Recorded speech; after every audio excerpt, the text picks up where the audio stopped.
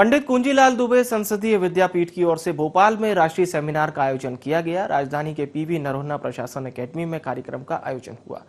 भारतीय लोकतंत्र की चुनौतियां एवं समाधान विषय पर आयोजित सेमिनार में मध्य प्रदेश के गृह एवं जेल मंत्री डॉक्टर नरोत्तम मिश्रा मुख्य अतिथि के रूप में शामिल हुए।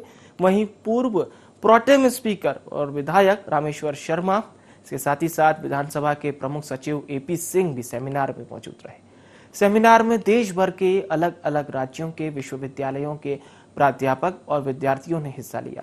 सेमिनार में संसदीय कार्य मंत्री डॉक्टर नरोत्तम मिश्रा ने जहां जातिवाद पर निशाना साधा, वहीं परिवारवाद को भी अपने निशाने पर लिया। इसके साथ ही साथ मंत्री डॉक्टर नरोत्तम मिश्रा ने विधानसभा में राज्यपाल के अभिभाषण के बहिष्कार को लेकर भी विपक्ष पर निशाना साधा, जबकि यूक्रेन से विद्यार्थियों की वापसी को लेकर प्रधानमंत्री नरेंद्र मोदी की जमकर तारीफ की।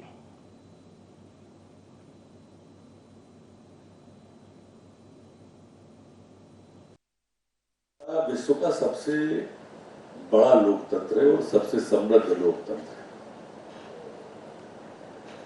लेकिन लोकतंत्र के अंदर चुनाव जीतने के लिए जब अनेकानेक हथकंडे अपनाए जाते हैं, कहने लोकतंत्र की चुनौतियां, वो चुनौती है इस देश के अंदर जातिवाद आया और जातिवाद को लोग राष्ट्रवाद से ऊपर देखने लगे। टिकट पार्टियां देती थी और चुनाव जातियां लड़ती थी। इस विकार ने भी कई विसंगतियां पैदा की। हमारा देश में लंबे समय तक राजतंत्र रहा और राजा पेट से पैदा होता था। लोकतंत्र आया तो पेटी से पैदा होने लगा, लेकिन परिवार वहां भी रहा। कांग्रेस पार्टी आती है राष्ट्रीय दलों में, तो नेहरू जी के बाद इंदिरा जी के बाद में राजीव जी के बाद में सोनिया जी के बाद में राहुल जी के बाद में प्रियंका के बाद में उनकी लंका तैयार हो रही है। तो मुलायम सिंह हटेंगे तो अखिलेश आएंगे तो डिम्पल आएंगी, तो फिर उनके सिंपल तैयार हो रहे हैं। लालू हटेंगे तो रावड़ी हटेंगी तो तेजस्वी, या महाराष्ट्र में चले जाए शिवसेना में या शरद पवार में, आप देखेंगे अधिकांश परिवार चल रहे हैं, पार्टियां नहीं।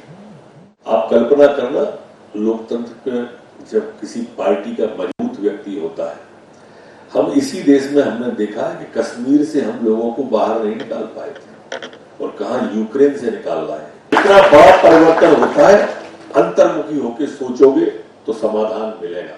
इस कश्मीर में तिरंगा फहराने के लिए मुरली मनोहर जोशी जी ने यात्रा निकाली थी। तिरंगा फहराने यात्रा नहीं जा पाई थी, हवाई जहाज से ले गए थे उनको फिर अलग से। और आज वो तिरंगा जो हम कश्मीर में नहीं फहरा पाते थे, उस तिरंगे की आड़ लेकर के पाकिस्तान तक के बच्चे निकले हमारे। एक मजबूत हाथों में जब नेतृत्व होता है तब लोकतंत्र मजबूत होता है। एक विपक्ष, ये बड़ी चुनौती है। आज विपक्ष की भूमिका सिर्फ इतनी सी है कि वो ट्विटर पे ट्वीट कर देगा या पेपर में अपना वक्तव्य छपवा देगा। समस्या के समाधान के लिए विपक्ष रहते ही नहीं मिलेगा आपको। फिर लोकतंत्र के अंदर विपक्ष की बड़ी सार्थक भूमिका होती है, लेकिन आप विपक्ष की भूमिका के नाम पर देखो, हमारे यहां पर कुछ संवैधानिक संस्थाएं हैं जो सर्वोच्चता लिए हुए। उन संवैधानिक संस्थाओं की मर्यादा होती है, विधानसभा हो या लोकसभा हो।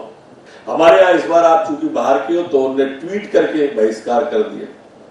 परंपरा क्या है कि मुख्यमंत्री जब भाषण दे तो नेता प्रतिपक्ष को रहना चाहिए और नेता प्रतिपक्ष जब भाषण दे तो मुख्यमंत्री को रहना चाहिए। इसकी गरिमा बना के रखना चाहिए हमको इन दोनों पदों की।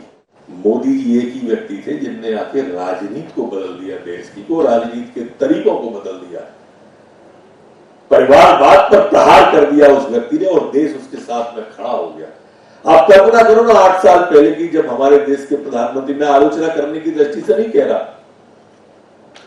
मेरी किसी बात को आलोचना नहीं माने आप, सिर्फ लोकतंत्र की चुनौती माने कि मनमोहन सिंह जी प्रधानमंत्री थे तो हमेशा पाकिस्तान का डर दिखाया जाता था। पाकिस्तान के सैनिक आते थे और हमारे देश के सैनिकों के सिर काट के फुटबॉल खेलते हुए चले जाते थे और हम सफेद कबूतर उड़ाते थे। हम शांति का झंडा फहराते थे, सफेद झंडा फहराते थे। आज पाकिस्तान से गोली आती है तो इधर से गोल आ जाता है। दुश्मन की आंखों में आंखें डाल के करने वाला नेतृत्व मित्रों इस वक्त हमारे पास